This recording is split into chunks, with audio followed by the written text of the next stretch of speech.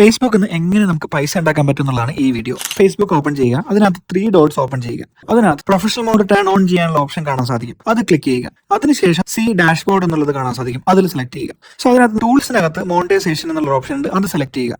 So ഇവിടെ നമുക്ക് setup pay out account കാണാൻ സാധിക്കും. അതിനകത്ത് നമ്മുടെ first name, last name, date of birth, country ഇവിടെ അടിച്ചു കൊടുക്കേണ്ടതുണ്ട്. അക്കൗണ്ട് ടൈപ്പ് ഞാൻ ഇവിടെ ഇൻഡിവിജ്വൽ തന്നെയാണ് കൊടുക്കുന്നത്. അടുത്ത പേജിനകത്ത് നമ്മുടെ പേരും അഡ്രസ്സും ഡേറ്റ് ഓഫ് ബർത്തും സിറ്റി, പിൻകോഡ് കാര്യങ്ങളൊക്കെ കൊടുക്കണം. മൊബൈൽ നമ്പർ കൂടെ അടിച്ചതിന് ശേഷം ഇമെയിൽ ഐ ഡി കൊടുക്കുക. ഇനി പാൻ നമ്പർ എൻ്റർ ചെയ്യണം. GST ഡീറ്റെയിൽസ് കൊടുക്കേണ്ട ആവശ്യമില്ല. ആ ഒരു ടിക്ക് സെലക്ട് ചെയ്യുക, നെക്സ്റ്റ് അടിക്കുക. ബാങ്ക് ട്രാൻസ്ഫർ സെലക്ട് ചെയ്യുക, എന്നിട്ട് ലിങ്ക് പേ ഔട്ട് ക്ലിക്ക് ചെയ്യുക. ബാങ്കിൽ നമ്മുടെ പേര് എങ്ങനെയുള്ളത് അതേപോലെ തന്നെ കൊടുക്കുക. IFSC കോഡ് കൊടുക്കുക, അക്കൗണ്ട് നമ്പർ ടൈപ്പ് ചെയ്ത് കൊടുക്കുക, ലിങ്ക് പേ ഔട്ട് മെത്തേഡ് എന്ന് സെലക്ട് ചെയ്യുക. അപ്പോൾ ആഡ് യുവർ ടാക്സ് ഇൻഫോ എന്നുള്ള ഒരു പേജ് കാണിക്കും. US സിറ്റിസൺ ആണോ അല്ലയോ എന്നുള്ളതാണ്. നോ സെലക്ട് ചെയ്യുക. അതിനെ തൊട്ട് താഴെയുള്ളത് നോ സെലക്ട് ചെയ്യുക. നെക്സ്റ്റ് സെലക്ട് ചെയ്യുമ്പോൾ നമ്മുടെ കൺട്രി കൊടുക്കാനുള്ള ഓപ്ഷൻ വരും. എന്നിട്ട് നെക്സ്റ്റ് അടിക്കുക. അഡ്രസ് നേരത്തെ പോലെ തന്നെ കാണും, നെക്സ്റ്റ് അടിക്കുക. ഇവിടെ 0 കൊടുക്കുക, നെക്സ്റ്റ് കൊടുക്കുക. ഇനി നമ്മൾ സിഗ്നേച്ചർ കൊടുക്കുക. നമ്മൾ നേരത്തെ കൊടുത്ത പോലെ തന്നെ first name, last name, middle name അതേപോലെ കൊടുത്തിട്ട് നെക്സ്റ്റ് സെലക്ട് ചെയ്യുക. അവിടെ ജസ്റ്റ് സബ്മിറ്റ് ഫോം ക്ലിക്ക് ചെയ്യുക. പേ ഔട്ട് അക്കൗണ്ട് ഇപ്പോൾ റെഡി ആയിട്ടുണ്ട്. ഇനി നമ്മൾ നമ്മുടെ ഡാഷ്ബോർഡ് എടുത്തു കഴിഞ്ഞാൽ സീ മോർ ഇൻസൈറ്റ്സ് എന്ന ഓപ്ഷൻ ഉണ്ട്, അതിനകത്ത് സെലക്ട് ചെയ്യുമ്പോൾ യുവർ ടൂൾസിനകത്ത് അവൈലബിൾ ടു സെറ്റപ്പ് എന്നുള്ളത് കാണിച്ചിരിക്കുന്നത് എനിക്ക് ഇൻസ്ട്രീം ആഡ്സ് ആണ്. ബാക്കിയൊക്കെ ഞാൻ ഓൾറെഡി ചെയ്തിട്ടുണ്ട്. അപ്പോൾ നിങ്ങൾക്ക് ഇതെല്ലാം അവൈലബിൾ ടു സെറ്റപ്പ് എന്നായിരിക്കും കാണിക്കുന്നത്. സോ അത് ഓരോന്നായിട്ട് നമ്മൾ സെറ്റപ്പ് കൊടുക്കുക. ഇപ്പോൾ നമുക്ക് കാണാൻ സാധിക്കും